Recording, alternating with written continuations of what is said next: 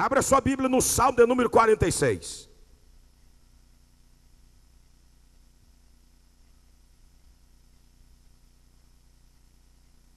Irmãos, a coisa mais difícil do mundo é ser profeta, porque profeta fala o que as pessoas não estão muito dispostas a ouvir.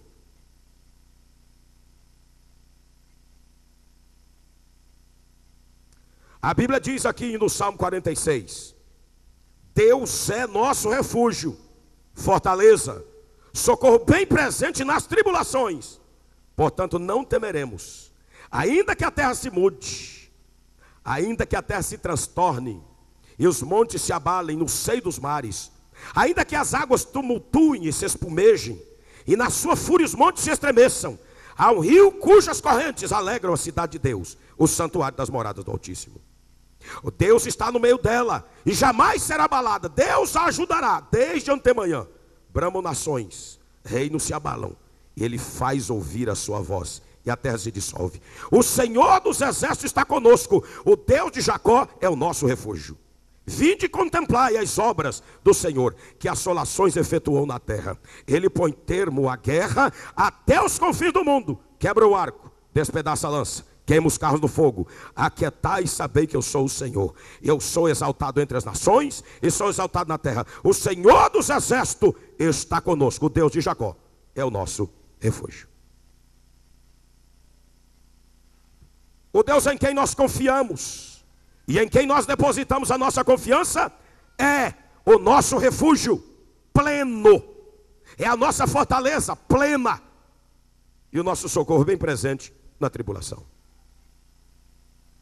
Para alguns escritores e historiadores, o Salmo 46 foi escrito no tempo em que Ezequias enfrentou o cerco do rei Senaqueribe.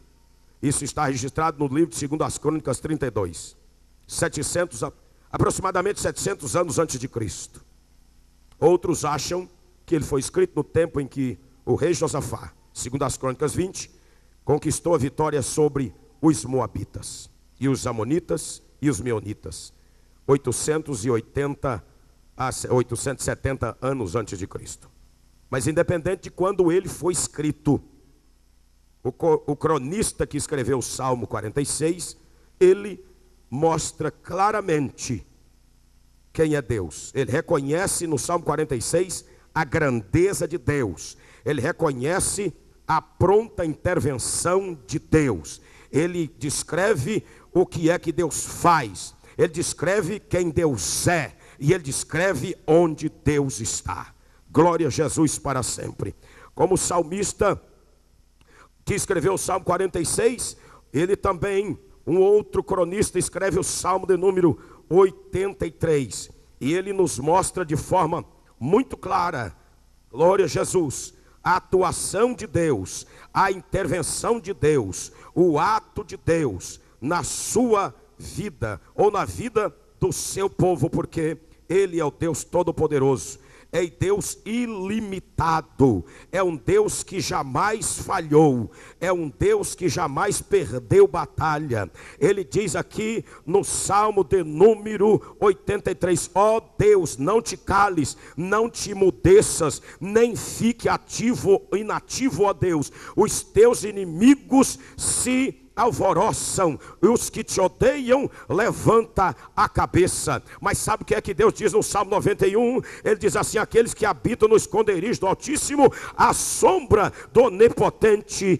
aleluia, estará protegido. A Bíblia diz no mesmo Salmo de número 91, no versículo de número 7, ele diz que 1000 cairão ao nosso lado e 10.000 à nossa direita, e nós não seremos atingidos. Quando ele fala que nós não seremos atingidos, ele não está dizendo que nós não passaremos por luta. Quando ele está dizendo que nós não seremos atingidos, ele não está dizendo que por vezes nós não seremos atingidos por alguma flecha do adversário, mas o que ele está afirmando categoricamente e contextualmente é que a nossa vitória está garantido. Aleluia! Porque é Ele quem garante a nossa vitória. É por essa razão que o Salmo 46 começa dizendo que Deus é o nosso refúgio, a nossa fortaleza e o nosso socorro bem presente na hora da angústia. No Salmo 48, do versículo 4 ao 7, ele diz assim: por isso os reis se coligaram, falando dos nossos inimigos, os reis se coligaram e juntos sumiram,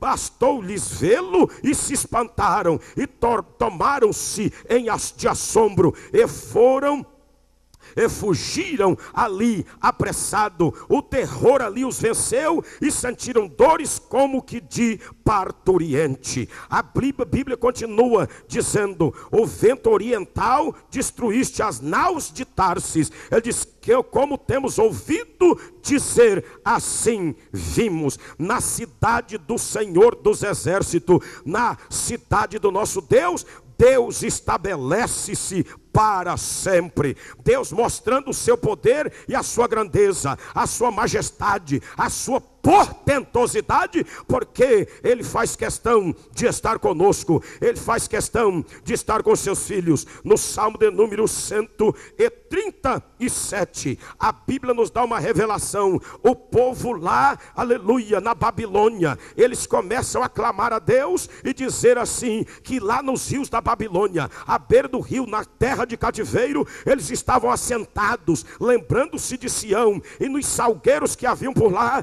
eles penduravam as suas harpas. Então pediam a eles: por que vocês não cantam um cântico de Sião aqui para nós? Por que vocês não cantam um cântico de Jerusalém aqui para nós? Você sabe então qual foi a resposta dos israelitas, dos judeus? Ele diz assim: não, de jeito nenhum. Como é que nós vamos cantar um cântico de Sião para alegrar os nossos algozes? Então eles começam a clamar, eles começam a pedir, eles começam a pedir socorro a Deus. Então, pastor, o que é que Deus faz quando nós pedimos socorro? O que é que Deus faz quando nós começamos a entender esta verdade?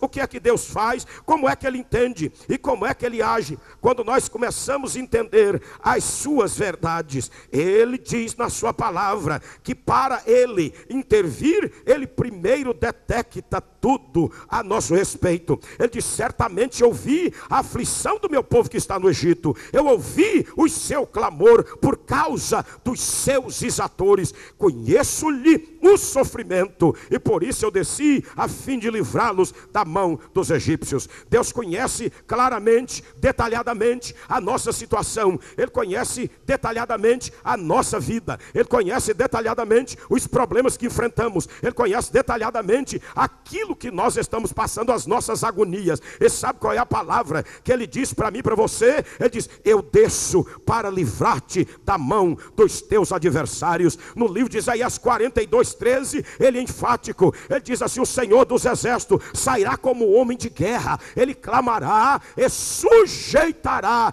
todos os seus inimigos. Ele está afirmando categoricamente que ele vai derrotar todos os seus inimigos, ele vai desbaratar todos os seus adversários. Quantos crê que Deus intervém desta maneira? Então glorifique o nome do Senhor. Jesus não estabeleceu você como filho dele, como servo dele, como discípulo dele para ser perdedor. Ele é enfático no Evangelho de João. Ele diz: eu venci o mundo, no mundo tereis aflições, mas eu venci o mundo. Jesus venceu, você vence. Jesus conquistou vitória, você conquista. Então diga para a pessoa que está do seu lado aí, profetiza para ela, diga assim: Jesus venceu, você vence.